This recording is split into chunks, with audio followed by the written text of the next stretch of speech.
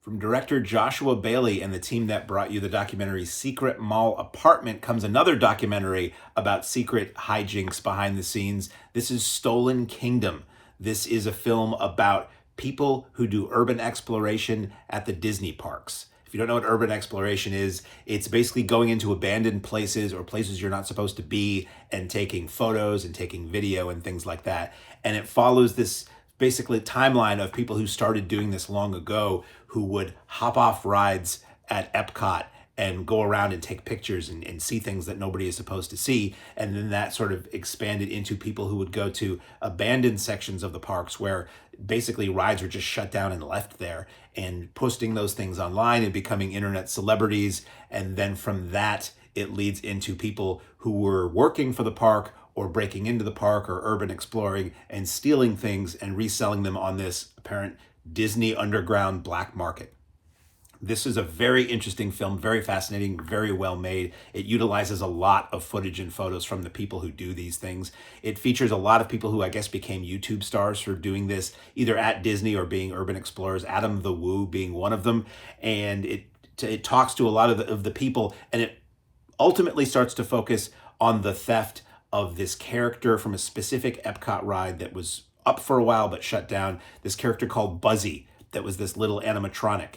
And apparently eventually Buzzy went missing. And a lot of this film focuses on how could somebody have done this and who did it. And are we speaking with somebody that we are watching in this film who did it and who knows where it went?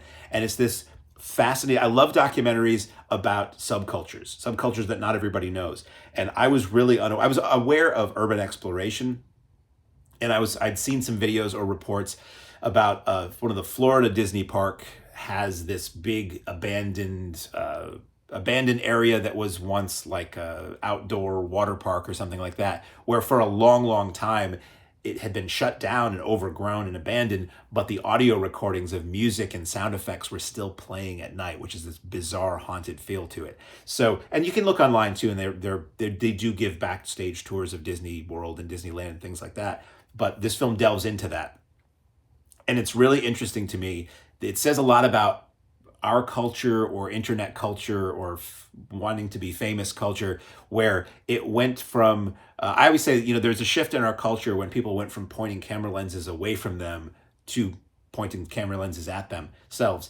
And you sort of see that here, where it's a couple guys who were exploring Epcot and hopping off rides and taking detailed pictures of things that you would never see from the ride. And then later those rides were discontinued or taken apart or abandoned. And what those guys have are the only record most people have of that stuff. And for people who are hardcore Disney fans, and this film is populated with people who are hardcore Disney fans, that's the only documentation there is. Like, the official Disney people have never put it out. So it goes from that to people taking pictures of themselves on the rides and shooting video of themselves on the rides, to these videos that are just all about themselves. And another aspect of YouTube or internet culture that drives me nuts is somebody does something that's interesting or original, and then all these other people hop on it and just slightly modify it and use it for themselves. Like, somebody has a video that they post, and then somebody else will repost the video with themselves in front of it talking about it. And I'm like, we've got the original video. And you sort of see that in here, where you have these sort of pioneering Disney urban explorers, and then these other people try to just do the exact same thing again and again and again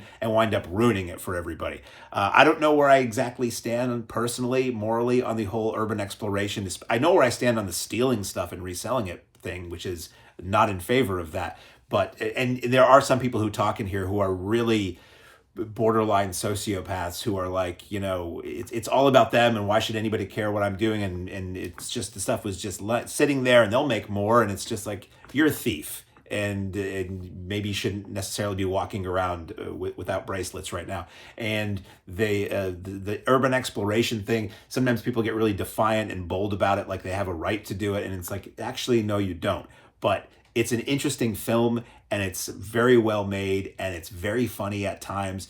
And it goes from this light thing about, wow, these wacky dudes are doing this stuff, to it becomes like a mystery thriller at one point. So I highly recommend this, especially if you like Secret Mall Apartment. This is the same kind of thing.